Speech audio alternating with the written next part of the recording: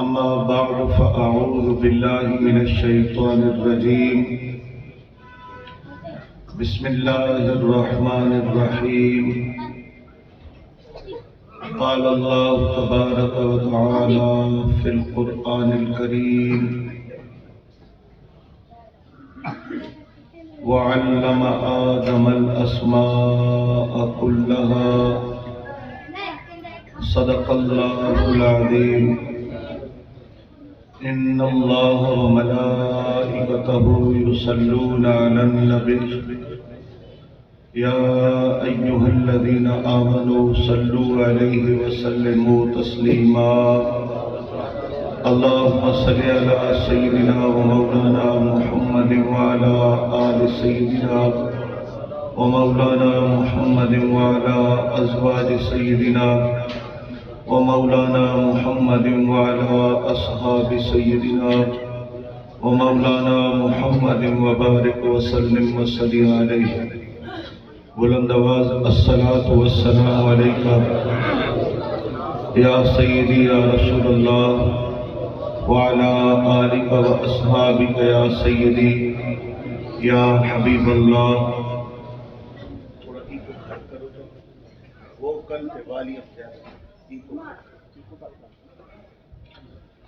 کافی تعداد میں آپ حضرات تشریف رکھتے ہیں، بلند آواز سے درود پاک پڑھیے الصلاۃ والسلام علیکہ یا سیدی یا رحمت للعالمین۔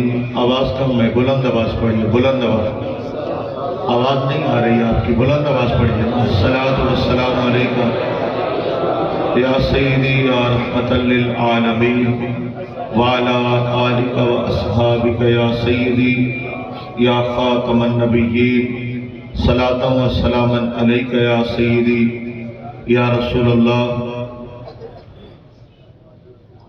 اسٹیج کے زیب و زینت بہت ہی احترام کے لائق محترم جناب حضرت مولانا پیر محمد عطا رسول قادری صاحب، بہت ہی عزتوں کے قابل جناب حضرت علامہ مولانا محمد بشارت علی قادری صاحب، استاد العلماء محترم جناب مولانا محمد حفیظ اللہ قادری صاحب، محترم جناب قاری محمد عاشق حسین قادری صاحب، محترم جناب قاری محمد اسلم صاحب، محترم جناب مولانا فیض رسول صاحب، محترم جناب مولانا ذوالفقار احمد صاحب، محترم جناب مولانا محمد رفیق صاحب، محترم جناب قاری محمد نواز قادری صاحب، محترم جناب مولانا بشیر احمد قادری صاحب، محترم جناب قاری محمد مزمل مولانا صاحب، برادر محترم جناب محمد یونس باروی صاحب، دیگر معزز علماء ذیشان،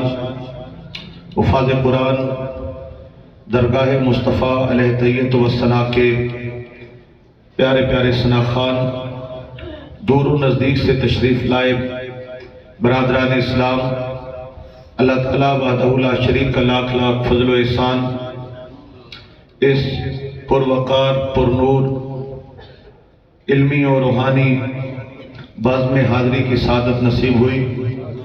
اللہ تعالیٰ ہماری حاضری اپنی بارگاہ عزتی میں قبول و منظور فرمائے، اللہ تعالیٰ کروڑوں رحمتیں نازل فرمائے۔ استاد الاساتذہ مجاہد اسلام شیخ الحدیث و تفسیر حضرت مولانا محمد فیض احمد قادری رحمت اللہ تعالیٰ علیہ اور ان کے جگر گوشہ شیخ الحدیث و تفسیر استاد العلماء مولانا محمد صدیق احمد نقشبندی رحمت اللہ تعالیٰ علیہ، جن کے قدموں میں بیٹھے ہیں اور ان کے عرص پاک کے حوالے سے انعقاد پذیر اس بزم میں ہم حاضر ہیں۔ اللہ تعالیٰ ان کی تربتوں پر بے شمار رحمتوں کا نزول کرے اور ان کے مزید درجات کو بلندی نصیب فرمائے۔ بلا شک و شبہ استاد العلماء حضرت علامہ محمد فیض احمد قادری رحمت اللہ تعالی علیہ نے اس علاقے میں بڑی محنت کی ہے اور دین متین کے فروغ کے لیے اور علم دین کی اشاعت کے لیے انہوں نے اپنی زندگی کو وقف کیا۔ اللہ تعالیٰ نے فضل کیا، یہ ان کا خلوص و للہیت اور محنت کا نتیجہ یہ عظیم الشان دارالعلوم اور آج تک یہاں پر طلباء کی کثیر تعداد اور سالہ سال سے یہاں سے بچے فراغت پا رہے ہیں، تکمیل حفظ قرآن کر رہے ہیں، اور ہمارے قوم کی بچیاں یہاں پر عالمہ فاضلہ قاریہ حافظہ بن رہی ہیں۔ یہ انہوں نے ایک سلسلہ ایسا جاری کیا ہے کہ تا دم قیامت ان کا نور ان کی قبر کو روشن اور منور کرتا رہے گا۔ ان کے جانشین انتہائی کامعمری میں ہمیں داغ مفارقت دے گئے، لیکن اپنے بزرگوں کا مشن سنبھالا اور اس درسگاہ کو انہوں نے مرجھانے نہیں دیا، بلکہ یہاں پر وہ رونقیں بحال رہیں اور پھر وہ بھی جام شہادت نوش کر گئے۔ اللہ تعالیٰ استاد العلماء مولانا محمد صدیق احمد نقشبندی رحمت اللہ علیہ کی تربت کو مزید نور اجالے اور روشنی عطا فرمائے۔ میں خراج تحسین پیش کروں گا واجب الاحترام حضرت مولانا پیر محمد عطا رسول صاحب کہ انہوں نے یہ بیڑا اٹھایا ہوا ہے اور یہ نظام چل رہا ہے اور درسگاہ اور یہ مسجد آج بھی پر نور اور پر رونق ہے۔ اللہ تعالیٰ ان کو سلامتی عطا فرمائے اور اللہ تعالیٰ وہ تمام احباب جو اس ادارے کے معاونین ہیں، کسی طرح بھی دست و بازو بنتے ہیں اور ان کے ساتھ تعاون کرتے ہیں، اللہ تعالیٰ تمام کو عزتیں برکتیں اور دین و دنیا کی بے شمار اللہ پاک عزت نصیب فرمائے۔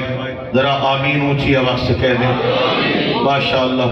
تھوڑا میٹ پہ ووکل اور زیادہ کرو اور سیٹنگ اچھی، پریشان ہو کر نہیں کیا، ساؤنڈ اچھا اپریٹ کرے دے پر پسل پہ جو تھوڑی تھوڑی آدھی وہ سنبھال ہے۔ حاضرین محترم، آج ہم جس حوالے سے یہاں پر حاضر ہیں، ایک دو بزرگوں کا عرس ہے اور وہ بزرگ جنہوں نے علم دین میں اپنا نام اور مقام پیدا کیا ہے اور دین متین کی خدمت کی ہے۔ دوسرا اس عظیم الشان جامعہ کا سالانہ جلسہ دستار فضیلت ہے، اس حوالے سے ہم یہاں پر جمع ہوئے۔ میں کچھ مختلف انداز میں آپ سے ہم کلام ہونے جا رہا ہوں، آپ نے پوری توجہ کے ساتھ میری بات کو سماعت کرنا ہے۔ اللہ تعالیٰ کا فضل و احسان، ہم مسلمان ہیں، ہر روز غیر مسلم گھروں کے اندر ہزاروں بچے پیدا ہوتے ہیں۔ اللہ تعالیٰ نے ہمیں اسلام اور ایمان والے گھر میں پیدا کیا، اللہ پاک نے ہم پر بہت بڑا فضل فرمایا۔ جو شخص بھی میرے آقا مولا نبی کریم علیہ السلام اللہ تعالیٰ کی وحدانیت اور حضور کی رسالت کا کلمہ پڑھتا ہے وہ صاحب ایمان ہے۔ ہمارا ایمان کیا ہے؟ ہمارا عقیدہ اہل سنت و جماعت، یہی ہمارا ایمان ہے۔ اگر ایمان کی شرائط کی بات کریں، اللہ تعالیٰ کی توحید، اللہ تعالیٰ کی ذات و صفات، انبیاء کرام علیہ السلام کی نبوت و رسالت، آسمانی کتابوں کا اترنا، ملائکہ کی تصدیق، مرنے کے بعد اٹھنے پہ یقین، اچھی بری تقدیر من جانب اللہ ہونے پر یقین، اور آقا پاک کی نبوت و ختم نبوت پر یقین و اعتماد، یہ ایمان کی شرائط ہے۔ لیکن سامعین محترم، یہ جملہ ایمان کی شرائط کا مرکز و محور ذات رسول کریم صلی اللہ علیہ وآلہ وسلم کی مقدس ذات کریمہ ہے۔ اگر ہم نے رب ذوالجلال کے ساتھ تعلق قائم کیا ہے تو بھی وسیلہ میرے آقا مولا نبی کریم علیہ السلام کی ذات والا صفات ہے۔ اگر ہمیں آسمانی خبریں ملی ہیں تو بھی وسیلہ حضور پر نور صلی اللہ علیہ وسلم کی ذات ہے۔ اگر ہم نے ملائکہ کو جانا ہے تو بھی وسیلہ سرکار دو عالم علیہ السلام کی ذات والا صفات ہے۔ قصہ مختصر، اگر ہمارا تعلق ذات نبی کریم علیہ السلام کے ساتھ مضبوط ہے تو ہمارا ایمان مضبوط ہے، اور اگر یہ عقیدہ یا تعلق کمزور ہے تو ایمان کمزور ہے، اور بعض اوقات سرے سے ایمان انسان کا باقی رہتا ہی نہیں ہے۔ ہمارا اپنے آقا مولا رسالت مآب علیہ السلام کے ساتھ تعلق مضبوط ہونا یہ ہمارے ایمان کی مضبوطی کے لیے لازم اور ضروری ہے۔ میرے بھائیوں، میرے آقا تاجدار کونین صلی اللہ علیہ وسلم کے ساتھ اپنا تعلق مضبوط رکھنے کے لیے ہمیں اپنے آقا مولا نبی کریم علیہ السلام کی ذات کے لیے اپنے عقائد کو مضبوط رکھنا ضروری اور لازم ٹھہرے گا۔ میرے آقا تاجدار کونین علیہ السلام ہمارے ایمانوں کا مرکز اور محور ہے، اور رسالت مآب علیہ السلام کے مرکز و محور ہونے پر تمام غیر مسلم اقوام عالم کو یہ بات خبر ہے کہ ان کا ایمان ذات رسول کے ساتھ جڑا ہوا ہے، اور شروع سے یہود ہو، نصارہ ہو، مشرکین ہو یا کوئی بھی بلا ہو، ان کو اسلام اور مسلمان ایک آنکھ نہیں بھاتے، اور ابتدا ہی سے انہوں نے کچھ ایسے طریقے اختیار کیے ہیں کہ مسلمانوں کو دنیا سے مٹا دیا جائے۔ آپ دیکھتے ہیں تاریخ اقوام کے ایسے دور بھی آتے ہیں کہ لاکھوں کی تعداد میں مسلمانوں کا قتل عام کیا جاتا ہے۔ مقصد یہی تھا کہ مسلمانوں کو ختم کر دیا جائے۔ ہمیں اقوام عالم میں ایسی تاریخی مناظر بھی نظر آتے ہیں کہ بڑے بڑے علماء ذیشان کو سولیوں پہ لٹکایا جاتا ہے، ان کو کاٹا جاتا ہے، ان کے ٹکڑے کیے جاتے ہیں، مدارس دینیہ کو جلایا جاتا ہے۔ ان کا مقصد یہی تھا کہ دنیا سے اسلام اور مسلمان کو ختم کر دیا جائے۔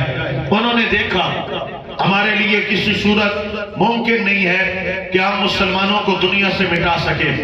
اگر آپ تھوڑی سی توجہ دیں تو اس طرف دیکھ لیں، کشمیر میں مسلمان ہی کٹتا ہے، فلسطین میں مسلمان ہی ذبح ہوتا ہے، اور اسی طرح بوسنیا، چچینیا، اقوام عالم میں جہاں دیکھیں آپ کو مسلمان ہی ذبح ہوتے نظر آ رہا ہے۔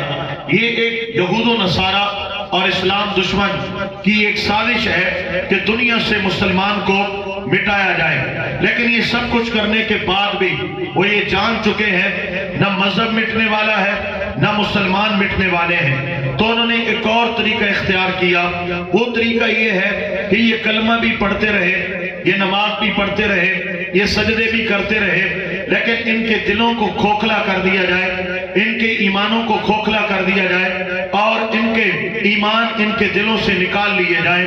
اس مقصد کے لیے انہوں نے میرے آقا مولا نبی کریم علیہ السلام کے ساتھ امت کا جو قلبی تعلق ہے اس کو کمزور کرنے کی کوشش کی ہے، اور اس تعلق کو کمزور کرنے کے لیے انہوں نے مختلف قسم کے ہتھ کنڈے استعمال کیے ہیں۔ مثال کے طور پر ایک ایسی قوم ہے پوری دنیا میں جن کو خریدا جاتا ہے، بٹھایا جاتا ہے، ان کو سہولیات دی جاتی ہے، اور ان کا کام یہ ہے کہ انہوں نے اللہ کے محبوب نبی کریم علیہ السلام کی ذات کے خلاف غلط کتابیں لکھنی ہیں، غلط مضمون لکھنے ہیں، اور آقا پاک کی شان اور آپ کی سیرت طیبہ میں معاذ اللہ نقص اور عیب لوگوں کو بتانے اور جو ہے وہ ظاہر کرنے، اور حضور کی ذات پر بہتان باندھنے کے لیے ان کی ایک ڈیوٹی ہے جو کتابوں کے ذریعے کرتے ہیں، انٹرنیٹ پر کرتے ہیں۔ پھر اس سے بڑھ کر یہ جو خاکوں کا تماشا ہوتا ہے یہ بھی اسی لیے ہے کہ مسلمانوں کے دلوں سے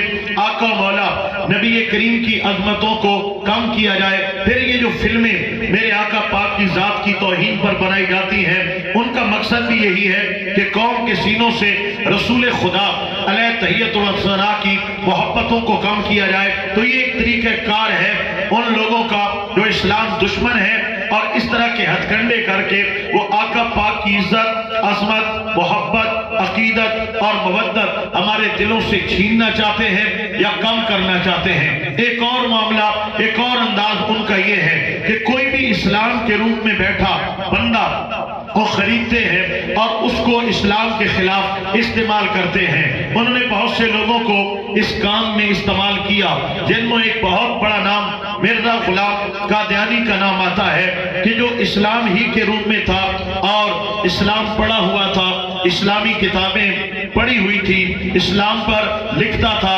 اسلام کی باتیں کرتا تھا۔ برطانیہ کی برٹش کی حکومت تھی، انہوں نے بولی لگائی، اس کو خریدا، وہ بک گیا۔ پھر اس نے آقا پاک کی ختم نبوت پر حملہ کیا اور ایسی کتابیں لکھی جن میں قرآن کی توہین، اللہ پاک کی توہین، انبیاء کرام کی توہین اور میرے آقا پاک کی ذات کی توہین، صحابہ کرام کی توہین، ازواج مطہرات کی توہین، اور اس طرح اس شخص نے حضور کی اہل بیت کی بھی توہین کی اور مکمل طور پر ایک ایسا روپ دھارا۔ کبھی کہتا ہے میں بھی کلمہ پڑھتا ہوں، کبھی خود نبی بن جاتا ہے، کبھی کہتا ہے یہ بھی قرآن اللہ کا قرآن میں بھی پڑھتا ہوں، کبھی اپنا قرآن اپنے ماننے والوں کو دے دیتا ہے۔ بہرحال مرزا قادیانی بھی انگریز کی ایک سازش کے تحت اس نے جنم لیا اور اس نے اقوام عالم میں مسلمانوں کے اندر دراڑ پیدا کرنے کی کوشش کی، اور آج تک فتنہ قادیانیت اپنے پورے جوبن پر ہے، اپنے عروج پر ہے اور وہ اپنا کام کر رہے ہیں۔ ایک اور حوالے سے میرے آقا نبی کریم کی ذات مقدسہ سے قوم کو دور کرنے کے لیے ایک اور ہتھ کنڈا استعمال کیا گیا، اور یہ ہتھ کنڈا بڑا خطرناک ہے۔ اس میں محبت کا نام دیا جاتا ہے اور محبت کے نام پر محبت رسول کو کم کیا جاتا ہے۔ ابھی تقریر کا آغاز نہیں ہوا، ابتدا ہے، میں باتیں سمجھا رہا ہوں، آپ کو سمجھ آ رہی ہیں؟ آپ کو سمجھ آ رہی ہے؟ ذرا سبحان اللہ اونچی آواز سے کہہ دیں۔ ساؤنڈ والا بھائی ای کو بھی تھوڑا کم کرو، اور یہ مجھے اٹھا نہیں رہا، یعنی میں جب زور لگاتا ہوں تو یہ مجھے دباتا ہے۔ بڑا اچھا خوبصورت سیٹ آپ کا لگا ہوا ہے، تو اس کو آؤٹ پٹ دینی چاہیے۔ میں جب زور لگاتا ہوں تو یہ مجھے دباتا ہے، اس لیے میں بھی خطاب کی طرف نہیں جا رہا۔ اگر یہ ساؤنڈ کام کر گیا تو تقریر کروں گا، نہیں تو اسی طرح مزے مزے سے، کیونکہ آج رات معراج ہے، آگے 2 تقریریں ہیں، تو یہاں گلا بیٹھ گیا تو آگے میرا مسئلہ ہو جائے گا۔ تو ساؤنڈ والا بھائی اگر میرا ساتھ دے گا تو انشاءاللہ کام بہت اچھا چل جائے گا اور خطاب اچھا ہو جائے گا۔ یہ ساؤنڈ گونج تھوڑی اور ای کو تھوڑا اور کام کر دیں۔ اللہ تعالیٰ آپ کو برکت فرمائے اور اللہ تعالیٰ آپ کو عزت عطا فرمائے۔ تھوڑا مجھے میرے لیے ساؤنڈ میں آسانی پیدا کریں۔ سامعین محترم، میں عرض کر رہا تھا ایک اور ہتھ کنڈا، اور یہ بھی ایک محبت کے لبادے میں آقا کی ذات سے دور کرنے کے لیے محبت کے لبادے میں ایک اور ہتھ کنڈا استعمال کیا گیا، اور وہ بڑا خطرناک ہے اور کارگر ہے۔ وہ کارگر اس طرح ہے کہ میرے آقا نبی کریم علیہ السلام کی نسبتوں سے قوم کو دور کرنے کی کوشش کی گئی۔ اب نسبتوں کے حوالے سے میں یہ عرض کرنا چاہوں گا، ہم مسلمان ہیں اور ہمیں آقا پاک سے اتنا پیار اور محبت ہے کہ اگر کوئی شخص کہیں سے مدینے سے تسبیح لے آتا ہے، ہم چوم کر آنکھوں سے لگاتے ہیں، ٹوپی لے آتا ہے، ہم چوم کر آنکھوں سے لگاتے ہیں۔ لوگ کہتے ہیں یہ چائنا کی بنی ہوئی ٹوپی ہے، آپ چومتے کیوں ہیں؟ ہم نے کہا بنائی کافروں نے ہے، لیکن مدینے سے ہو آئی ہے، ہمیں اس سے پیار ہو گیا ہے۔ سبحان اللہ اونچا بولیے۔ اگر مدینہ پاک سے کوئی ٹوپی لے آئے، کوئی تسبیح لے آئے، کوئی پتھر اٹھا کے لے آئے، ہم اس کو بھی چومتے ہیں اور محبت کرتے ہیں، تو میرے آقا نبی پاک کی نسبتیں ازواج مطہرات ہوں، صحابہ کرام ہوں یا آل پاک ہوں، ان کی محبتوں کا عالم کیا ہوگا، ان کی عقیدتوں کا عالم کیا ہوگا، اور ان کے پیار اور محبت کا عالم کیا ہوگا۔ اب میرے آقا پاک کی نسبتوں سے محبت کرنا یہ اصل میں حضور کی محبت ہے، نسبتوں کا حیا کرنا یہ آقا پاک کا حیا کرنا ہے۔ جو آقا کی نسبت سے محبت نہیں کرتا، حیا نہیں کرتا، وہ حقیقت میں میرے آقا پاک سے محبت نہیں کرتا، حیا نہیں کرتا۔ آقا پاک کی ازواج مطہرات جن مقدس بیویوں کا حضور کے ساتھ نکاح ہوا، ان کی عزت کرنا یہ رسول پاک کی عزت ہے، اور ان سے محبت کرنا یہ آقا پاک کی محبت ہے۔ میرے آقا پاک کے آل پاک جو خون رسول ہے، خاندان رسول ہے، ان کی عزت کرنا یہ آقا پاک کی عزت ہے، اور ان سے محبت یہ محبت رسول ہے۔ میرے آقا پاک کے صحابہ کرام علیہ رضوان نسبتیں ہیں، زندگیاں حضور کے نام کی ہیں، ساری زندگی آقا پاک پر قربان کر دی ہے، کبھی مال دے رہے ہیں، کبھی اولاد دے رہے ہیں، کبھی ماں باپ قربان کر رہے ہیں، کبھی مکہ چھوڑ رہے ہیں، کبھی بدر میں کھڑے ہیں، کبھی حنین میں کھڑے ہیں، کبھی خندق میں کھڑے ہیں، کبھی تبوک کے طویل سفر پہ جا رہے ہیں، کبھی میدان بدر میں 1000 کے سامنے 313 اڑ گئے ہیں، ڈٹ گئے ہیں۔ بڑا مقام ہے میرے آقا پاک کے صحابہ کا، ان کی محبت آقا پاک کی محبت ہے، اور ان کا ادب ادب رسول ہے، حضور نبی پاک کا ادب ہے۔ اب ایک محبت کا نام لے کر دوسری محبت کو کٹ کرنے کی کوشش کی گئی، اور یہ انداز بھی بڑا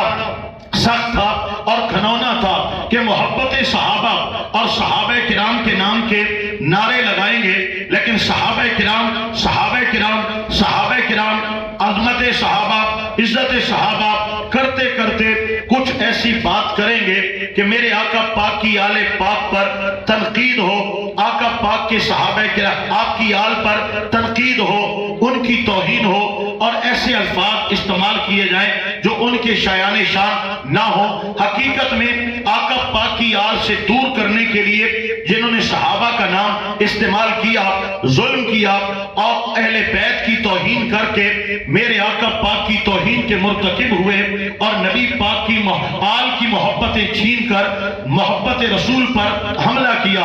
اب ایک اور انداز یہ ہے کہ آل محمد صلی اللہ علیہ وسلم کا ذکر کیا جائے، عظمت بیان کی جائے، شان بیان کی جائے، ثواب ہے، عبادت ہے، لیکن اس آڑ میں محبت اہل بیت کی آڑ میں آپ کے صحابہ کرام کو تنقید کا نشانہ بنایا جائے، حضرت ابو بکر صدیق رضی اللہ تعالیٰ عنہ کی عظمتوں کا انکار کیا جائے، حضرت فاروق اعظم کی عزتوں کا انکار کیا جائے، حضرت عثمان غنی کی شانوں کا انکار کیا جائے، سرکار کی ازواج مطہرات کی عزتوں کا انکار کیا جائے، اما عائشہ صدیقہ رضی اللہ تعالیٰ عنہا کی محبتوں کا انکار کیا جائے، حضرت ابو سفیان اور حضرت امیر معاویہ رضی اللہ تعالیٰ عنہما کی صحابیت کا انکار کیا جائے۔ یہ بھی ایک گھنونا انداز ہے کہ حضور کے صحابہ کرام نبی کریم کے اہل بیت کا نام لے کر صحابہ کرام سے دور کرنے کی کوشش کی گئی، اور صحابہ پر تنقید کی گئی، اور صحابہ پر تنقید کرے یا توہین کرے یہ حقیقت میں توہین مصطفیٰ ہے، یہ آقا پاک کی محبت اور مودت پر حملہ ہے۔ اب یہ دونوں گروہ بڑے خطرناک ہیں، جنہوں نے صحابہ اور اہل بیت کسی ایک سے بھی دور کرنے کی کوشش کی، انہوں نے حضور کے در سے دور کرنے کی کوشش کی، اور جو حضور کے در سے دور ہو گیا وہ کلمہ پڑھے، وہ نماز پڑھے، وہ سجدہ کرے، وہ تلاوت کرے، اس کے کسی کھاتے میں نہیں ہے، وہ بندہ ٹکرے مار رہا ہے، بس اپنی زندگی کے دن پورے کر رہا ہے، کیونکہ ہمارا ایمان ہماری اصل ہے، اور ایمان کا تعلق ذات رسول کے ساتھ ہے، اور ذات رسول کے ساتھ تعلق قائم رکھنے کے لیے عزت رسول ضروری ہے، آپ کی ختم نبوت کا تحفظ ضروری ہے، آپ کے صحابہ کا پیار ضروری ہے، آپ کی آل کی محبت اور مودت ضروری ہے۔ جو ایک بھی کھو بیٹھا، بڑی آپ توجہ کرنا، میں نے زیادہ عقائد کو نہیں لیا، میں نے 4 باتیں آپ کے سامنے بیان کی ہیں، آقا کی تحفظ ناموس رسالت، آقا کا تحفظ ختم نبوت، حضور کے صحابہ کی عزت اور اہل بیت کی مودت۔ میں نے یہ 4 عقائد آپ پر بیان کیے ہیں، اور ان چاروں کا تعلق ذات رسول کریم کے ساتھ ہے، اور ذات رسول کریم ہمارے ایمان کی اصل ہے، ایمان کی بنیاد ہے، ایمان کی روح ہے، جسے عشق شاہ رسولہ نہیں ہے، مسلمان نہیں ہے، مسلمان نہیں ہے، اللہ کی سرتا بقدم شان ہے، یہ انسان نہیں انسان، وہ انسان ہے، یہ قرآن تو ایمان بتاتا ہے انہیں، ایمان یہ کہتا ہے میری جان ہے یہ۔ ہونا کچھ سبحان اللہ، تکڑا کر کے آخو سبحان اللہ۔ اب سامعین محترم معاملہ یہ ہے، بڑی توجہ کے ساتھ سماعت کیجئے گا، سکول بنے ہوئے ہیں، سکولوں میں کیا پڑھایا جاتا ہے؟ سکولوں میں ریاضی پڑھائی جاتی ہے، سکولوں میں کیمسٹری پڑھائی جاتی ہے، سکولوں کالج میں بایو پڑھائی جاتی ہے، وہاں پر علم حساب پڑھایا جاتا ہے، وہاں پہ انگلش پڑھائی جاتی ہے، انگلش گرامر پڑھائی جاتی ہے۔ قصہ مختصر، دنیا میں بہت سے علوم و فنون ہیں، اور سکولوں کالج یونیورسٹیوں میں یہ سب کچھ پڑھایا جا رہا ہے، لیکن میرے بھائیوں یہ عقیدہ کہاں پڑھایا جاتا ہے؟ اللہ کی ذات پر ایمان لانا ہے، یہ کہاں پڑھایا جاتا ہے؟ رسول رسول کریم کی ذات پر ایمان لانا ہے، یہ کہاں پڑھایا جاتا ہے؟ صحابہ کرام کی عزت کرنی ہے، یہ کہاں پڑھایا جاتا ہے؟ نبی کی آل سے پیار کرنا ہے، یہ کہاں پڑھایا جاتا ہے؟ حضور کی ختم نبوت پہ پہرا دینا ہے، یہ کہاں پڑھایا جاتا ہے؟ آپ کی ناموس رسالت کے لیے اپنے سروں پہ کفن باندھنے ہیں، یہ کہاں پڑھایا جاتا ہے؟ یہ سکولوں، کالج اور یونیورسٹیوں میں نہیں پڑھایا جاتا، یہ ان درسگاہ اسلام مدارس دینیہ میں پڑھایا جاتا ہے۔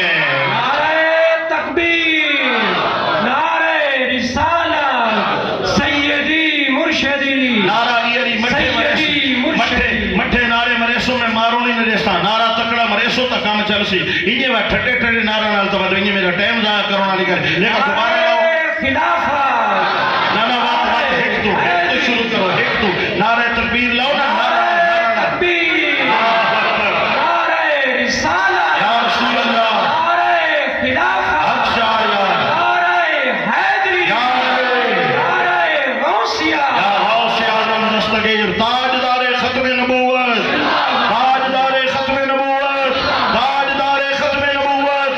ہاں جناب، یہ کہاں عقیدہ کہاں پڑھایا جاتا ہے؟ یہ مدارس میں پڑھایا جاتا ہے۔ آقا کی عزتوں کا درس کہاں دیا جاتا ہے؟ یہ مدارس میں دیا جاتا ہے۔ یا پوری قوم تک یہ پیغام کون پہنچاتے ہیں؟ یہ علماء پہنچاتے ہیں، یہ استاد الاساتذہ پہنچاتے ہیں، یہ خطبہ حضرات پہنچاتے ہیں جو مدارس دینیہ سے قرآن و حدیث پڑھے ہوئے ہوتے ہیں، وہ قوم کے ایمانوں کی حفاظت کرتے ہیں۔ اب دوستو، ان عقائد کی اہمیت کیا ہے؟ اگر یہ عقائد ہمارے درست ہیں، ہمارا ایمان درست ہے، اور اگر عقائد غلط ہیں تو ہمارا ایمان غلط ہے، اور اگر ایمان غلط ہے تو پھر دوستو کیا ہے؟ جب موت آئے گی تو مرنے کے بعد جہنم ہے۔ کتنے وقت کے لیے؟ 1 سال کے لیے نہیں، 2 لاکھ سال کے لیے نہیں، 4 لاکھ سال کے لیے نہیں، تو ہمیشہ ہمیشہ جتنی مدتیں، صدیاں، ہزاروں کروڑوں سال گزر جائیں، وہ بندہ جہنم میں رہے گا جس کا ایمان سلامت نہیں رہا، جو دنیا سے بے ایمان گیا، جس کے دل میں آقا کی محبت نہیں ہے، وہ دنیا سے بے ایمان گیا۔ اور اسی محبت کو چھیننے کے لیے تمام اسلام دشمن طاقتیں سرگرداں ہیں اور کوشش کر رہے ہیں، اپنا پیسہ، اپنا زور، اپنا سب کچھ آزما رہے ہیں۔ اور علماء حق کا، ان کا کام کیا ہے؟ یہ ظلم کے سامنے کھڑے ہیں، یہ جبر کے سامنے کھڑے ہیں، یہ ہر مشکل وقت میں دینی مدارس چلا رہے ہیں، قال اللہ اور قال رسول کی صدائیں بلند کر رہے ہیں۔ چاہے مدارس کا نظام مشکل سے چلتا ہے، چاہے ان کے فنڈ کی کمی ہوتی ہے، چاہے آپ عشر میں سے انہیں حصہ دیتے ہیں یا نہیں دیتے، ان کے پاس اساتذہ کی تنخواہیں ہوتی ہیں یا نہیں ہوتی، یہ مدرسے کے بجلی کے بل ادا کر سکتے ہیں یا نہیں کر سکتے، لیکن یہ ہمت نہیں ہارتے، یہ ادھار لے لیتے ہیں، یہ قرضہ لے لیتے ہیں۔ ان کے درسگاہوں میں پڑھانے والے اساتذہ 4 مہینے جو ہے اپنی تنخواہ وہ پینڈنگ مؤخر کر لیتے ہیں، لیکن مصطفیٰ کا دین پڑھاتے ہیں، ہمارے ایمانوں پر پہرا دیتے ہیں۔ بھائی کوئی سمجھ شریف میں بات آ رہی ہے نا؟ ہمارے ایمان کی اہمیت ہے کہ اگر ایمان ضائع ہو گیا تو ہمیشہ کے لیے جہنم، اور ایمان پر پہرا دینے والی قوم علماء ہیں، یہ دینی مدارس ہیں جو قرآن و حدیث کے ذریعے ہمارے عقائدوں کے، ہمارے اعمال پر، ہمارے عقائد و نظریات پر یہ پہرا دے رہے ہیں۔ اب سنیے گا سامعین محترم، بڑی توجہ کے ساتھ سنیے گا۔ پہلی بات یہ ہے، یہ کس نے باور کرایا کہ نبی کے ساتھ تعلق ضروری ہے؟ یہ کس نے سکھایا کہ عشق رسول ضروری ہے؟ یہ کس نے بتایا کہ اگر نبی کریم کے ساتھ لگے رہو گے، عقیدتوں کے ساتھ، تو ایمان کو جلا ملتی رہے گی، اور اگر کمزور کر لو گے تو ذلیل و رسوا ہو جاؤ گے۔ قوم کو یہ باور کرانے والے، قوم کے سینوں میں محبت رسول پیدا کرنے والے، قوم کو نبی کریم کے گنبد خضرا کی راہیں دکھانے والے ماننا پڑے گا علماء حق کا اہل سنت و جماعت ہیں۔ یہ علماء کا کردار ہے۔ اگلی بات بھی غور سے سنیے گا، میں اپنے موضوع پر بیٹھا ہوں اور دینی مدارس کی اہمیت، علماء کرام کی اہمیت، عشق رسول کی اہمیت، ناموس رسالت کی اہمیت، اس حوالے سے میں گفتگو کر رہا ہوں تاکہ آپ آئے ہیں تو کچھ لے کے جائیں، اپنا عقیدہ اور ایمان مزید مضبوط کر کے جائیں۔ لیکن سبحان اللہ آپ کی بتاتی نہیں ہے کہ آپ کچھ سمجھ پائیں گے۔ کیسے بولتے ہیں سبحان اللہ؟ ذرا بتائیے گا۔ ہاں ایسے بولتے ہیں، ماشاءاللہ۔ اب سنیے گا دوستان گرامی، پہلی گزارش یہ میں کرنے لگا ہوں، میرے آقا پاک علیہ السلام نے آج سے 1400 سال سے بھی زیادہ عرصہ قبل صحابہ کرام کو ایمان اور عقیدہ، قرآن اور حدیث عطا فرمایا تھا۔ یہ 15 صدیاں گزر گئی ہیں، راستے میں کتنے خلا آئے اور راستے میں کتنی آندھیاں آئیں اور کتنے طوفان آئے، ہلاکو خان جیسے جیسے جابر بھی آئے اور جو ہے چنگیز خان جیسے قاتل بھی آئے، ایسے لوگ بھی آئے، مدرسوں کو جلایا، علماء کو شہید کیا، سولیوں پہ لٹکایا، اقوام عالم میں پورے مسلمانوں کو چن چن کر قتل کیا۔ لیکن دوستو یہ بات یاد رکھنا، جیسے قرآن کا لفظ میرے نبی پاک نے صحابہ کو دیا تھا، آج تک ایک آیت سلامت ہے، ایک ایک لفظ سلامت ہے، ایک ایک حرف سلامت ہے، ایک ایک زیر سلامت ہے، ایک ایک زبر سلامت ہے۔ اتنی آندھیاں طوفان نشیب و فراس آنے کے باوجود بھی نہ قرآن کا حرف بدلا ہے، نہ میرے مصطفیٰ پاک کی کسی حدیث کا حرف بدلا ہے۔ یہ پورا اسلام زندہ ہے، یہ پورا اسلام قائم ہے، یہ پورا اسلام سلامت ہے۔ انسان حیران ہو جاتا ہے یہ کون ہے جنہوں نے ہر دور میں اسلام کا تحفظ کیا ہے، اسلام کو مٹنے نہیں دیا ہے، اسلام کو خاموش نہیں ہونے دیا ہے، اور اسلام کے راج کا علم لہراتے رہے ہیں۔ ماننا پڑے گا چاہے جتنے ظلم ہوئے، جتنی آندھیاں آئیں، جتنے طوفان آئے، ہر دور میں اگر اسلام کا تحفظ کیا ہے تو ملت اسلامیہ کے علماء نے کیا ہے۔ اگلی بات سنیے گا دوستو، اب میں داستانیں سناؤں تو بات لمبی ہو جائے گی۔ جس طرح کربلا والوں نے قربانی دی ہے، بڑی لمبی داستان ہے۔ جس طرح حضرت امام احمد بن حنبل نے گھوڑے کھائے ہیں اور اپنے ہاتھوں میں پاؤں میں زنجیریں پہنے پہنے زندگی بسر کر دی ہے، قید خانوں میں زندگی گزار دی ہے، یہ بھی لمبی داستان ہے۔ جس طرح حضرت مجدد الفسانی امام ربانی الشیخ احمد فاروقی سرہندی رضی اللہ تعالیٰ عنہ نے جہانگیر بادشاہ کے سامنے علم بغاوت بلند کیا اور آپ کو قید و بند کی سوز و موتوں سے گزرنا پڑا، یہ بھی لمبی داستان ہے۔ جس طرح حضرت فضل حق خیر آبادی رحمت اللہ تعالیٰ علیہ نے انگریز حکومت کے خلاف فتویٰ دیا اور اپنی پوری زندگی انہوں نے جیل کی نظر کر دی۔ جس طرح امام اہل سنت امام محمد رضا خان وقت کے فرعونوں کے ساتھ ٹکراتے ہیں اور میرے مصطفیٰ کی ختم نبوت اور عزت رسول، عظمت صحابہ اور حرمت اہل بیت پر پہرے دیتے ہیں۔ فیصل آباد کی دھرتی پر کس طرح حضرت محدث اعظم پاکستان مولانا سردار احمد خان رحمت اللہ تعالیٰ علیہ نے فکر رضا کو وہاں پر فروغ دیا ہے۔ ہر طرف سے تنگی ہے، ہر طرف سے مشکلات ہیں، ہر طرف سے مصائب و آلام ہیں، لیکن وہ مرد میدان وہاں پر جرأت و بہادری کی تصویر بن کر بیٹھا رہا۔ اور آج چار دانگ عالم میں محدث اعظم پاکستان کا فیض ٹھاٹھے مار رہا ہے۔ وہاں سے وہ فیض کراچی تک پہنچا ہے، وہاں سے وہ فیض بیرون ملک تک پہنچا ہے، وہاں سے وہ فیض جو ہے وہ لاہور تک پہنچا ہے، وہاں سے وہی فیض ملتان شریف تک پہنچا ہے، وہاں سے وہی فیض پورے پاکستان میں پہنچا ہے۔ اور اے فتح پور کی دھرتی پر اس عظیم الشان درسگاہ میں بیٹھ کر کے ذکر رسول سننے والوں، اگر آپ کو اس مرکز میں مزار میں فیض نظر آ رہا ہے، یہ بھی محدث اعظم پاکستان کا فیض نظر آ رہا ہے۔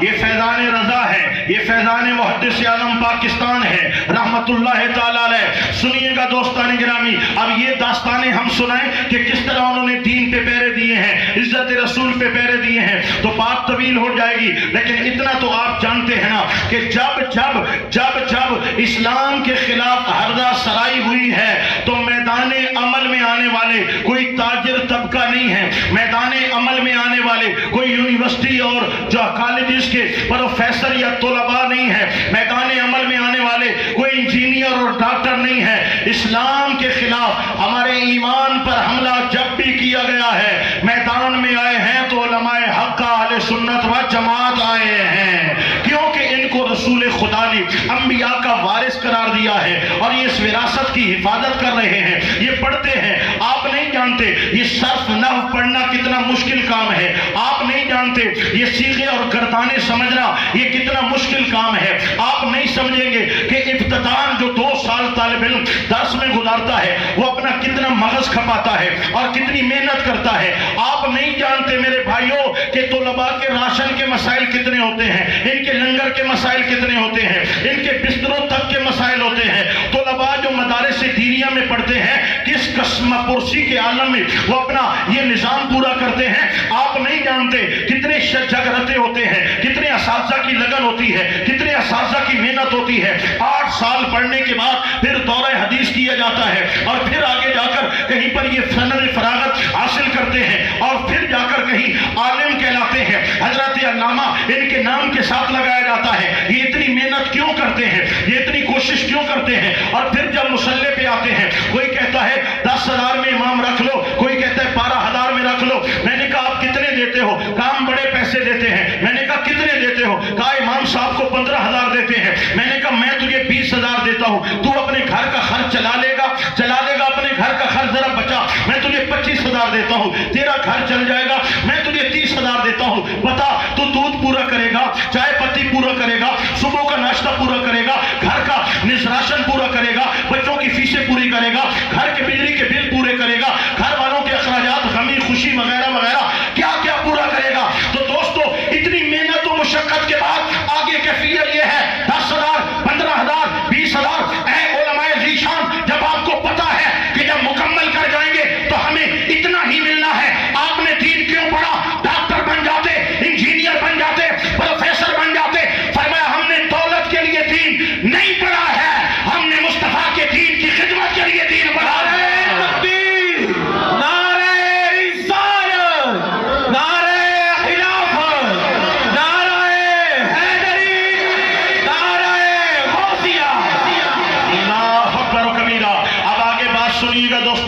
عرض کرنے جا رہا ہوں, پہلی گزارش یہ ہے جب بھی دین متین کے لیے کوئی معاملہ آیا ہے یہ میدان عمل میں آتے ہیں, کیونکہ یہ انبیاء کرام کی میراث ہے اور علماء کرام کو علم وراثت انبیاء میں, وراثت نبوی میں ملا ہے. لہذا اس وراثت کی تحفظ کے لیے یہ ہر طرح کی قربانی دیتے ہیں. میرے بھائیو اب اگلی بات سنیے گا, بڑی توجہ کے ساتھ سنیے گا. میں عرض کر رہا تھا ہمارے ایمانوں کا مرکز و محور ذات محمد مصطفیٰ علیہ تحیت و ثنا ہے. یہ شعور کس نے اجاگر کیا ہے کہ اگر کوئی ذرا برابر آقا پاک کی شان میں اہانت کرتا ہے وہ مسلمان نہیں رہتا, وہ دائرہ اسلام سے خارج ہو جاتا ہے. یہ ہمیں شعور دینے والے کون ہیں؟ یہ علماء ربانیین ہیں, یہ علماء حقہ ہیں. عوام کو یہ خبر نہیں تھی. اگر یہ سبق پڑھایا گیا ہے, اگر یہ شعور دلایا گیا ہے کہ آقا مولا نبی پاک کی شان یہ ہے کہ اگر آواز اونچی ہو تو لا ترفعوا اصواتکم فوق صوت النبی, آوازیں اونچی مت کرنا. اگر حضور کی آواز سے آواز اونچی ہو گئی ان تحبط اعمالکم, تمہارے اعمال برباد کر دیے جائیں گے. آواز اونچی کرنا بھی کفر ہے. آواز اونچی کرو گے ایمان ضائع ہو جائے گا, کلمہ ضائع ہو جائے گا, سجدے ضائع ہو جائیں گے, تلاوتیں ضائع ہو جائیں گی. یہ ہمیں علماء حقہ اہل سنت و جماعت ہی نے شعور دیا ہے کہ اگر آقا پاک علیہ السلام حالت نماز میں بھی بلائیں تو قرآن و سنت کی یہ تلقین ہے کہ نماز چھوڑ دیا کرو, مصطفیٰ کے ادب پر لبیک کہتے ہوئے حاضر ہو جایا کرو, کیونکہ نماز بعد میں ہے, ادب رسول پہلے ہے. نعرہ تکبیر, نعرہ رسالت, یہ نعرہ تحقیق, نعرہ حیدری. یہ ہمیں علماء حق کا وہ سیٹنگ میرے بھائی وہی رہنے دیا کرو. جب آپ اس سیٹنگ نعرے والی پہ جاتے ہو واپس آتے ہو تو پھر وہ سیٹنگ نہیں بنتی, سیٹنگ وہی رہنے دیا کرو. ماشاءاللہ. دوستان گرامی ذرا سمجھنا, یہ ہمیں علماء حقہ ہی نے سکھایا ہے کہ میرے آقا نبی کریم علیہ السلام کا جو پسینہ مبارک ہے اللہ نے اس میں بھی خوشبو رکھی ہے. دنیا کی سب سے بہترین خوشبو میرے آقا نبی پاک علیہ السلام کے پسینہ مقدسہ کی خوشبو ہے. یہ ہمیں علماء حقہ نے ہی بتایا ہے کہ اگر کوئی بندہ توہین کرتے ہوئے میرے آقا پاک کے مقدس نالین کو جتی کہہ دیتا ہے وہ بندہ بھی بے ایمان ہو جاتا ہے. آقا پاک کے نالین کی توہین کرنا بھی کفر ہے. اگر کوئی میرے آقا پاک کے مبارک لباس کو میلا کہتا ہے وہ بندہ بھی مسلمان نہیں رہتا, وہ بھی دائرہ اسلام سے خارج ہو جاتا ہے. یہ علماء نے آقا پاک کی محبتیں ہمارے دل اور دماغ میں پیدا کی ہیں. میرے بھائیوں ہم نے قرآن تھوڑا ہی پڑھا ہے تو ترجمہ نہیں پڑھا ہے. ہماری نسلوں نے دین تھوڑا ہی پڑھا ہے. ہمارے گھر میں کوئی سیرت کی کتاب ہے کہ ہمارا بچہ پڑھنے والا ہو, ہمارے گھر میں کوئی حدیث کی کتاب ہے کہ ہمارا بچہ پڑھنے والا ہو. توجہ پوری دینا, ہمارے گھر میں کوئی دین کی کتاب نہیں ہے. ناول ہیں, ڈائجسٹ ہیں, یوٹیوب ہے, ہر بلا ہے, لیکن ہمارے گھر میں کوئی دین کی کتاب نہیں ہے. نہ دین کی کتاب پڑھی ہے, نہ تفسیر پڑھی ہے, نہ حدیث پڑھی ہے, نہ سیرت پڑھی ہے. پھر ہمارا بچہ عاشق رسول کیوں ہے؟ تو جواب یہ آئے گا اس کے عشق رسول میں آج جتنا عشق رسول ہے یہ علماء اہل سنت کا فیضان نظر آ رہا ہے.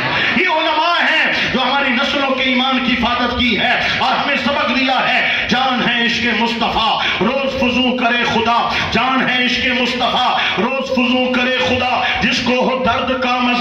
नाज़े दवा उठाए क्यों, फिर के गली गली तबाह, ठोकरें सब की खाएं क्यों, हमको जो अक्ल दे खुदा को तेरी गली से जाए क्यों, रुखसत काफिला का शोर गश से हमें उठाए क्यों, सोते हैं उनके साए में कोई हमें जगाए क्यों। ये मोहब्बतों के जाम हमें उलमाए हक्का आले सुन्नत व जमात ने पिलाए हैं। मैं तो इसके रसूल की बात कर रहा हूँ। नामूस रिसालत, इज्जत रसूल पे कट जाना है, जान दे देनी है, अपने खून का आखिरी कतरा कुर्बान कर देना है। ये दर्स कहाँ से आया है, ये सबक किन्होंने पढ़ाया है? ये कुरान और हदीस की आयात मुकद्दसा पढ़ कर, नबी पाक की हदीसों के तर्जमे सुना कर अगर हमें ये शऊर मिला है तो उलमाए हक्का अहले सुन्नत व जमात के दर्स से शऊर मिला है। तो मेरे भाइयों, हमारे ईमान के मुहाफिज, हमारे अक़ायद के मुहाफिज उलमाए अहले सुन्नत हैं, हमारे इश्क़ रसूल के मुहाफिज हमारे उलमाए अहले सुन्नत हैं। और ये तो बताइए दोस्तान गिरामी, मिर्जा तो आए बाएं शाएं कर रहा था, वो कह रहा था कि मैं जनाबे वाला मुहद्दिस हूँ, वो कह रहा था मैं तो जनाबे वाला मैं तो महदी हूँ, वो कह रहा था मैं तो ऐसे हूँ। किन लोगों ने साबित किया कि मिर्जा नबूवत का दावा कर रहा है? उसकी किताबों को किन्हों ने कंगाला, और उसकी किताबों में जो बकवासात लिखे हुए थे उनको कौम के सामने किसने जाहिर किया, और फिर कुरान और हदीस के दलाइल लेकर किसने साबित किया कि मिर्जा कादियान दुनिया का बदतरीन काफिर है और उसका इस्लाम के साथ कोई ताल्लुक नहीं है, और उसके मानने वालों का भी इस्लाम के साथ कोई ताल्लुक नहीं है? क्या ये आपने इस्तिदलाल किया है? आपको क्या पता, गैर उलमा को क्या पता कि कुफ्र क्या है, इस्लाम क्या है, ईमान क्या है, और जनाबे वाला ईमान की शराइत क्या है, खत्म नबूवत क्या है, अकीदा क्या है, इस अकीदे की अहमियत क्या है, और मिर्जा कादियान की किताबों में क्या क्या क्या क्या लिखा हुआ है, ये आप नहीं जानते।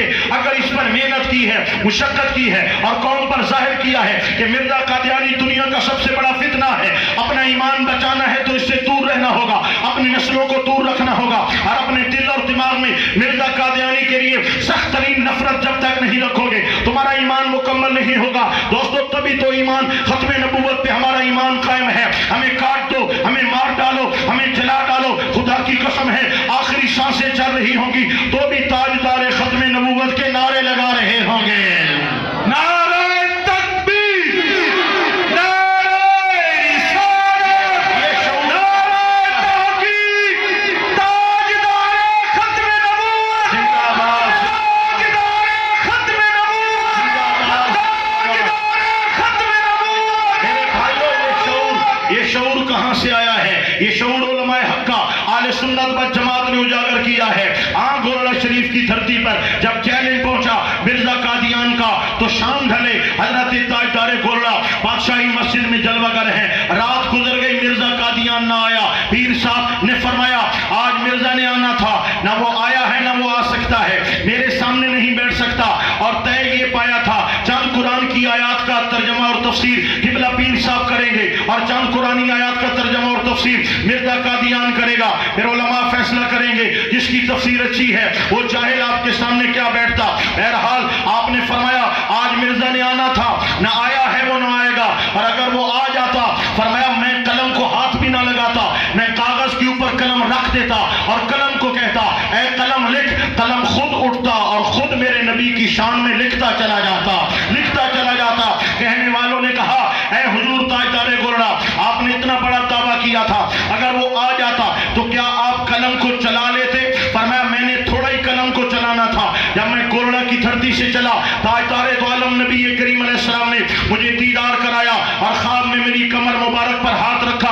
फरमाया ऐ बेटे मेहरे अली तुम मेरी खत्म नबूवत के तहफ्फुज़ के लिए जा रहे हो, मेरा हाथ तुम्हारी कमर पर है, तुम्हारी पुष्ट पर मेरा हाथ है, जाओ दावा करना तुम्हारा काम है, करके दिखाना हमारा काम है।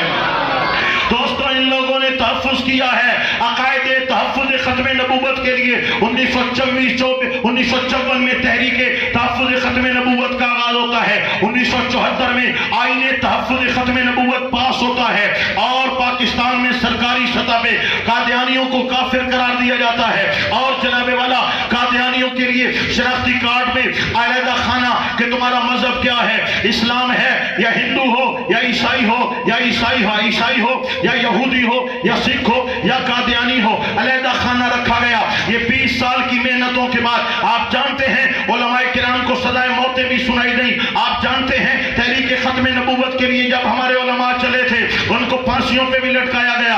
آپ جانتے ہیں کئی ہزار نوجوانوں نے اپنی جانوں کی قربانی دی ہے اس مقصد کو پانے کے لیے۔ آپ جانتے ہو کتنے جلیل القدر مفتیان کرام، علماء اور مشائخ کو جیلوں کی قید و بند کی صحبتوں سے گزرنا پڑا۔ یہ جیلوں میں پڑے رہے، یہ مارے کھاتے رہے، یہ سولیوں پہ لٹکتے رہے، یہ گولیاں کھاتے رہے۔ انہوں نے کہا حضور کی ختم نبوت کے تحفظ سے ہم پیچھے نہیں ہٹیں گے۔ اگر آج پاکستان کے ماتھے کا جھومر آئین تحفظ ختم نبوت جو ہمارے بچوں کے ایمان کی محافظت کر رہا ہے، ہمارے ایمان کی حفاظت کر رہا ہے دوستو، جس کی وجہ سے ہماری نسلوں کا ایمان محفوظ ہے، اگر آج وہ آئین ملک پاکستان میں ہے تو ماننا پڑے گا یہ کردار ان مدارس سے پڑے ہوئے علماء حق کا، اہل سنت و جماعت کا کردار نظر آ رہا ہے۔ دوستو ہمارے ایمان کے محافظ علماء ہیں۔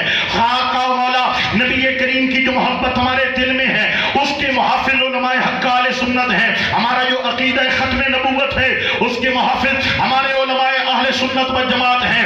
اس قوم کو کیا شعور تھا، اس قوم کو کیا شعور تھا کہ جناب والا ایسا بھی ہو سکتا ہے کہ کوئی میرے آقا نبی کریم کے صحابہ کرام کا نام لیتا ہو اور حضرت سیدنا امام حسین رضی اللہ تعالیٰ عنہ پر بغاوت کے فتوے لگاتا ہو اور کہتا ہو کہ نعوذ باللہ کربلا والے باغی ہو گئے تھے، معاذ اللہ ثم معاذ اللہ۔ اس قوم کو یہ شعور نہیں تھا، یہ تو بس اس لگن میں ہے کہ صحابہ کا ذکر ہو رہا ہے، بہت اچھی بات ہے۔ ان کو یہ خبر نہیں تھی کہ صحابہ کرام کے ذکر کے پیچھے اور میں نبی کی آل بیت، آل محمد پر اور اہل بیت پر حملے ہو رہے ہیں۔ یہ شعور کس نے اجاگر کیا ہے کہ لوگوں سنبھل جاؤ سنبھل جاؤ، غلط روش اختیار کی جا رہی ہے۔ نام تو حضرت صدیق اکبر کا، حضرت فاروق اعظم کا جو کہ بلند ہے، نام تو ان کا لیا جا رہا ہے، نبی پاک کے صحابہ کا لیا جا رہا ہے، لیکن صحابہ کی محبت میں میرے محبوب کریم کی آل کی توہین کی جا رہی ہے۔ یہ شعور دے کر قوم کو نبی پاک کی آل کی گستاخی اور توہین سے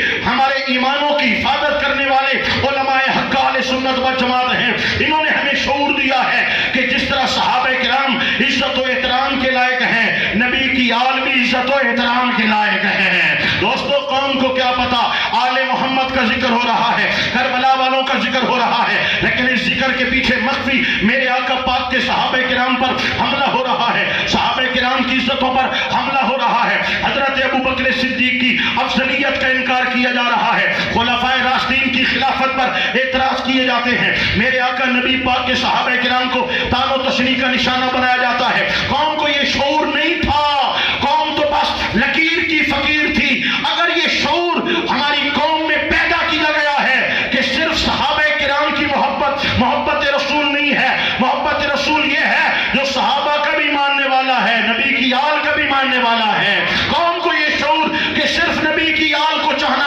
اور نبی کے اصحاب سے منہ موڑ لینا یہ محبت رسول نہیں ہے، یہ توہین رسول ہے۔ جو صحابہ کرام کی توہین کا مرتکب ہے وہ توہین رسالت کا مرتکب ہے، جو نبی پاک کی ازواج کی توہین کا مرتکب ہے وہ بھی توہین رسالت کا مرتکب ہے، جو نبی پاک کی آل کی توہین کا مرتکب ہے وہ بھی توہین رسالت کا مرتکب ہے۔ یہی وجہ ہے ہماری قوم کا بچہ چاہے وہ جوان ہو، چاہے وہ بزرگ ہو، چاہے وہ بچہ ہو، چاہے وہ مرد ہو، چاہے وہ عورت ہو، اگر اس کو نبی پاک کے صحابہ کے چرچے سنائے جائیں تو بھی دل خوش ہو جاتا ہے، آل محمد کی تعریف کی جائے تو بھی دل خوش ہو جاتا ہے۔ ان ایمانوں، عقائد و نظریات پر اگر تحفظ کیا ہے علماء حق اہل سنت و جماعت نے کیا ہے۔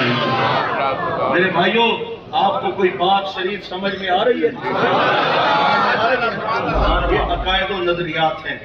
میرے آقا مولا نبی کریم تاجدار دو عالم صلی اللہ علیہ وآلہ وسلم کی آل کا حق ہے، جب تک آپ نماز میں آل محمد کے در پہ حاضری نہیں لگاتے آپ کی نماز مکمل نہیں ہوتی۔ یہ حضور کی آل کو اللہ نے شان عطا فرمائی۔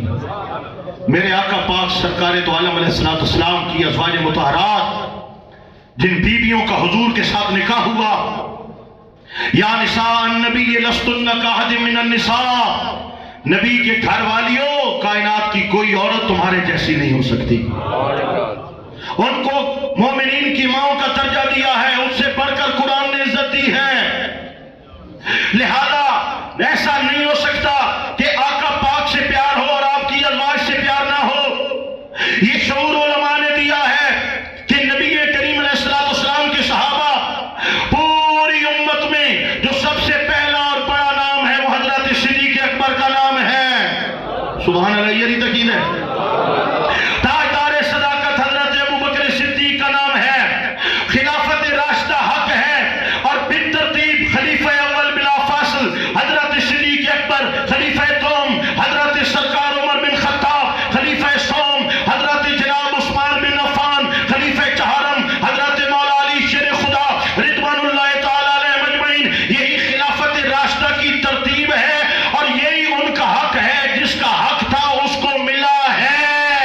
یہ ہمیں شعور علماء ذیشان نے دیا ہے. صحابہ کرام علیہم رضوان کا کردار دوستوں، ان کی شانیں بڑی ہیں. بدر والوں کی شانیں بڑی ہیں، حنین والوں کی شانیں بڑی ہیں، خندق والوں کی شانیں بڑی ہیں، احد والوں کی شانیں بڑی ہیں. لیکن توجہ، میرے رب ذوالجلال نے فرمایا اے حبیب، یہ توجہ اور تفصیل کے ساتھ میرے رب نے تفصیل سے بیان کریا تاکہ کسی کے ذہن میں کوئی فتور نہ رہے، دل میں کوئی فتور نہ رہے، عقیدے میں کوئی فتور نہ رہے. فرمایا والسابقون الاولون من المہاجرین والانصار والذین اتبعوہم بإحسان رضی اللہ عنہم ورضوا عنہ.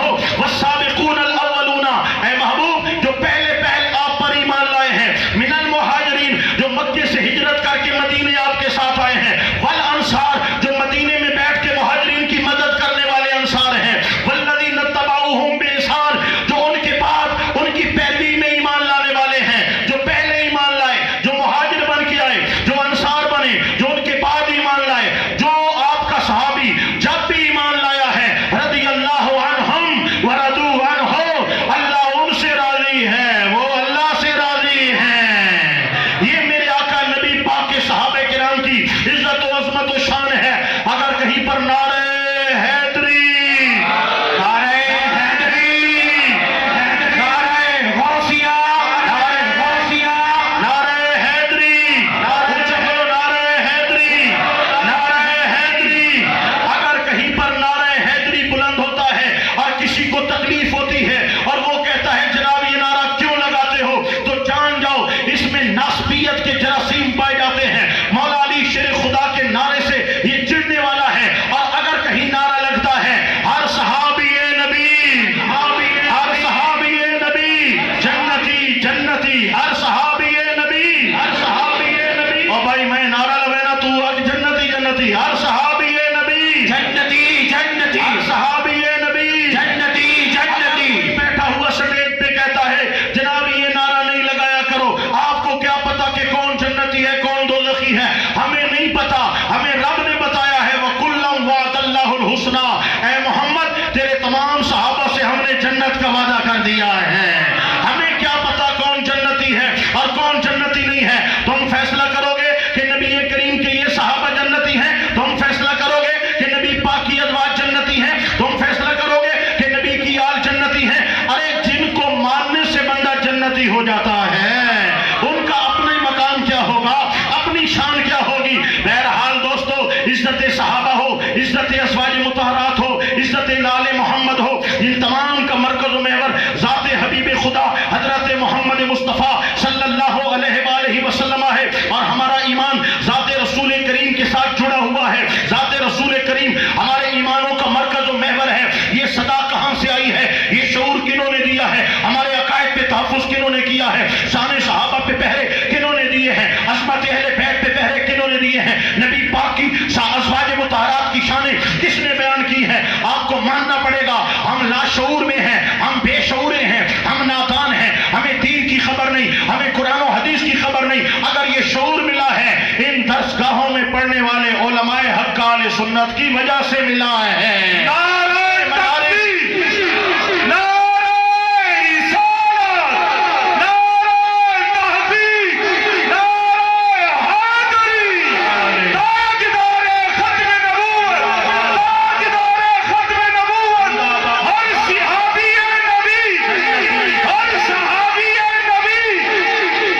اللہ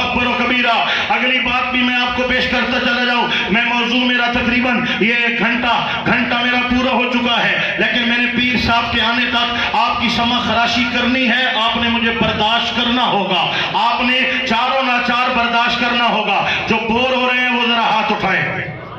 اچھا چلو 8 بندے تو ہیں نا، جو خوش بیٹھے ہیں وہ ہاتھ اٹھائیں، ذرا سبحان اللہ بولیں، اللہ اکبر و کبیرہ۔ ذرا سنیے گا دوستان گرامی، میں کچھ عرض کر رہا تھا، میرے آقا مولا نبی کریم علیہ السلام کی عزتوں کی بات کس نے کی ہے، اور یہ بات بھی بڑی یاد رکھنا، جو حضور کی عزت، نبی پاک کی عزت کے لیے اپنی عزت جان مال فدا کرنے کا جذبہ رکھتا ہے، اللہ تعالیٰ اسے دونوں جہاں میں عزت و آبرو عطا فرماتا ہے۔ آپ دیکھیں تو صحیح میرے بھائیوں، آپ دیکھیں، بس دنیا نے اس وقت جانا کہ کوئی خادم حسین رضوی ہے جب حضرت غازی اسلام ملک ممتاز حسین قادری شہید رحمت اللہ علیہ کو سزائے موت دی گئی اور آپ نے جام شہادت نوش کیا، تو تب پتہ چلا کہ لاہور پر کوئی ویل چیئر پہ بیٹھنے والا بابا جی ہے جس کا نام علامہ خادم حسین رضوی ہے۔ بس چند سال ہی گزرے ہیں اور چند سالوں میں اللہ نے وہ عزت دی ہے، وہ شان دی ہے، وہ وقار دیا ہے کہ جب جنازہ ہوا تو 1 کروڑ سے زائد افراد لاہور کی دھرتی پہ نظر آئے۔ لاہور چھوٹا ہو گیا، مینار پاکستان کا وسیع و عریض میدان وہ چھوٹا ہو گیا، باوجود اپنی بلندیوں کے اس دن مینار پاکستان بھی شرما رہا تھا کہ آج میں چھوٹا ہوں، یہ محمد کا غلام بڑا نظر آ رہا ہے۔ اب جناب لوگ سوچنے لگے کہ ایک بابا جی ہے، نہ اپنا بہت بڑا مدرسہ ہے، نہ بہت بڑی خانقاہ ہے، نہ بہت بڑے جناب جاگیریں ہیں، اور نہ مال و زر ہیں، اور نہ بینک بیلنس ہے، اتنی عزت کہاں سے آئی ہے؟ تو جواب یہی آیا ہے، جس منزل نو عشق پچاوے ایمان و خبر نکائی ہوں، یہ حضور کا عشق ہے، یہ نبی پاک کی عزت ہے، یہ آقا پاک کی ناموس رسالت کے لیے کٹ مرنے کا جذبہ ہے۔ یہ بتلایا گیا ہے کہ لوگوں، عزتیں کرسیوں میں نہیں ہیں، اقتدار میں نہیں ہیں، عہدوں میں نہیں ہیں، یہ عزتیں عارضی عزتیں ہیں۔ جب تک عہدہ ہے تو عزت ہے، کرسی ہے تو عزت ہے۔ نبی کی غلامی میں جو کائنات فدا کر دیتے ہیں، اللہ تعالیٰ ان کو ہمیشہ کے لیے عزتوں کے تاج عطا کر دیتا ہے۔ دوستو یہ توجہ سے بات سنیے گا، ایک کمزوری کی علامت ہے، کمزوری کی علامت ہے، آپ اگر کہیں پر ہاسپٹل میں جائیں اور ویل چیئر پہ بیٹھا ہوا آپ کو مریض نظر آئے، وہ کمزور ہے، وہ بیمار ہے، وہ لاچار ہے۔ ویل چیئر ایک کمزوری کی علامت ہے، لیکن امیر المجاہدین حضرت بابا رضوی رحمت اللہ علیہ نے ویل چیئر کو بھی ہمت و بہادری کا نشان بنا دیا ہے، اور یہ بیان دیا ہے، بتلا دو گستاخ نبی کو غیرت مسلم زندہ ہے، نام نبی پہ کٹ مرنے کا جذبہ کل بھی تھا اور آج بھی ہے، میرے نبی سے میرا رشتہ کل بھی تھا اور آج بھی ہے، اپنا سب کچھ گنبد خضرا کل بھی تھا اور آج بھی ہے۔ نعرہ تکبیر، نعرہ رسالت، نعرہ تحقیق، نعرہ حیدری، تاجدار ختم نبوت، تاجدار ختم نبوت، تاجدار ختم نبوت، علماء اہل سنت۔ اللہ اکبر و کبیرہ، لبیک یا رسول اللہ، لبیک لبیک یا رسول اللہ، لبیک لبیک یا رسول اللہ، لبیک لبیک یا رسول اللہ، لبیک لبیک یا رسول اللہ، لبیک لبیک یا رسول اللہ، لبیک لبیک یا رسول اللہ، لبیک یا رسول اللہ۔ ماشاءاللہ، زندہ باد زندہ باد زندہ باد زندہ باد، ماشاءاللہ۔ سامعین محترم، عرض کرنے کا مقصد یہ ہے، یہ علماء قربانیاں دے رہے ہیں، یہ قید و بند کی صحبتیں چھیل جاتے ہیں، یہ پھانسیوں کے تختوں پہ جو ہے وہ لٹک جایا کرتے ہیں۔ وجہ کیا ہے؟ ان مدارس دینیہ سے پڑے ہوئے علماء ہمارے عقائد کا تحفظ کرتے ہیں، ہمارے ایمانوں کا تحفظ کرتے ہیں، ہمارے جملہ معاملات کا تحفظ کرتے ہیں۔ ایک اور زاویے سے میں بات کرنے جا رہا ہوں، آپ پوری توجہ کے ساتھ سماعت کیجئے گا۔ اللہ تعالیٰ ہمیں سمجھنے کی اور عمل کرنے کی توفیق عطا فرمائے۔ آئیے دوستو، یہ تو معاملہ تھا عقائد کا، اور عقائد کے حوالے سے میں نے مختصراً گفتگو کی ہے، اور صرف میں نے یہ 5 حوالے سے بات کی ہے: ناموس رسالت، ختم نبوت، عزت صحابہ، عظمت اہل بیت، اور میرے آقا پاک کی ازواج مطہرات کی عزت و حرمت، کہ ان تمام کے ساتھ جب تک ہم جڑے ہوئے نہیں ہیں تب تک ہمارا ایمان کامل ہو سکتا نہیں ہے۔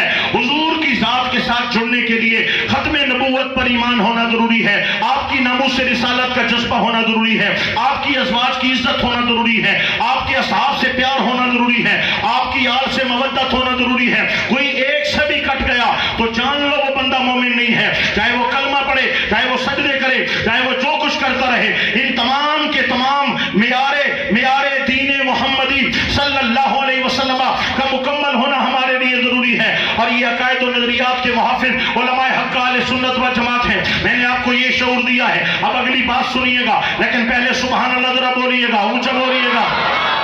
اگلی گزارش یہ ہے میرے بھائیوں کہ ہمارا یہ جو معاشرہ ہے، اب ایک ہے ہمارا دین، ایک ہے ہمارا معاشرہ۔ ہونا تو یہ چاہیے تھا کہ ہمارا معاشرہ ہمارے دین کے مطابق ہوتا، ہمارے اسلام کے مطابق ہوتا، جس طرح اسلام ہمیں سبق دیتا ہے ہمارا معاشرہ اس طرح ہوتا۔ میں آپ کو سمجھا بھی دوں اسلام اور معاشرہ ان کی مطابقت کا معنی کیا ہے، میں آپ کو کیا سمجھانا چاہتا ہوں۔ آنکھیں میری طرف، توجہ میری طرف، اور ذرا اونچی آواز سے بولیے سبحان اللہ۔ ہونا یہ چاہیے تھا کہ ہمارا معاشرہ عین اسلام کے اور دین کے مطابق ہوتا۔ معاشرہ اور اسلام ان کا آپس میں کیا تعلق ہے ذرا سنیے گا۔ اگر اسلام نے ہمیں حکم دیا ہے کہ 5 وقت کی نماز ہے تو پورے معاشرے کو نمازی ہونا چاہیے تھا، مردوں، عورت، بچے، بوڑھوں کو، عورتوں کو نمازی ہونا چاہیے تھا۔ اگر اسلام ہمیں تعلیم دیتا ہے کہ ماہ رمضان کے روزے ہیں تو ماہ رمضان کے تمام مسلمان کو ماہ رمضان میں روزے سے ہونا چاہیے تھا۔ اگر ہمیں اسلام تعلیم دیتا ہے کہ صاحب نصاب پر زکوٰۃ اور زمینداروں پہ عشر لازمی ہے تو ہر بندہ زکوٰۃ بھی پوری دینے والا اور عشر بھی پورا دینے والا ہوتا۔ ہونا تو یہ چاہیے تھا کہ اگر ہمیں شریعت نے حکم دیا ہے کہ ہر مرد ہر عورت کے لیے پردہ ضروری ہے تو ہماری تمام بیویاں، ہماری مائیں اور بہنیں اور بیٹیوں کو با پردہ ہونا ضروری تھا۔ ہونا یہ چاہیے تھا کہ اگر اسلام نے ہمیں سبق دیا ہے، اسلام نے ہمیں درس دیا ہے کہ جو ہے وہ ماں باپ کی عزت ہونی چاہیے تو ہر ماں کا، ہر باپ کا ادب ہونا چاہیے تھا اور ماں باپ کا احترام ضروری تھا۔ ہونا یہ چاہیے تھا اگر شریعت نے ہمیں حکم دیا ہے کہ جو مال بیچو وہ بتا کر کے بیچو،